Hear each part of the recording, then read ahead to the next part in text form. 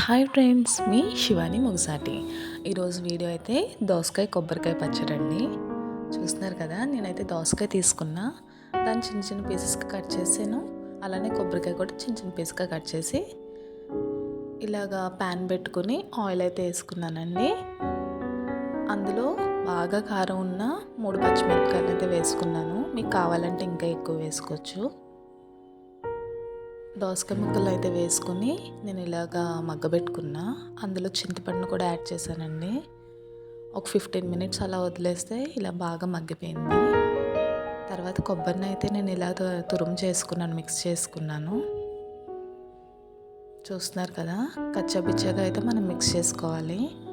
తర్వాత మనం ప్రిపేర్ చేసి పెట్టుకున్న దోసకాయని అయితే ఇలా మిక్సీలో వేసుకుని నేను చూపిస్తున్న విధంగా మిక్స్ చేసుకోవాలి.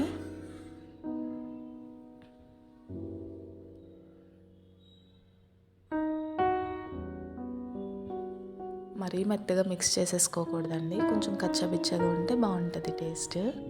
ఎందుకంటే కొబ్బరి కూడా యాడ్ చేస్తున్నాం కదా.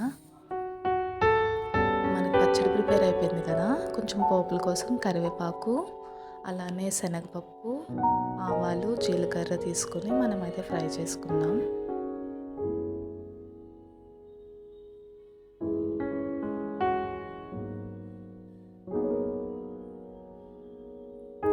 నేను ఎండుమిర్చిని కూడా యాడ్ చేసుకున్నానండి.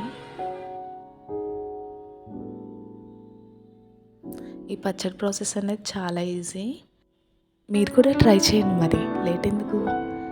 అలానే లాస్ట్లో ఎప్పట్లానే పోపుల్లో కొంచెం సాల్ట్ని అయితే యాడ్ చేశాను. వీడియో నచ్చిందా? అయితే లైక్ చేయండి, ఛానల్ని సబ్స్క్రైబ్ చేయండి. పచ్చడి ఎలా ఉందో కామెంట్లో టెక్స్ట్ చేయండి. Thank you.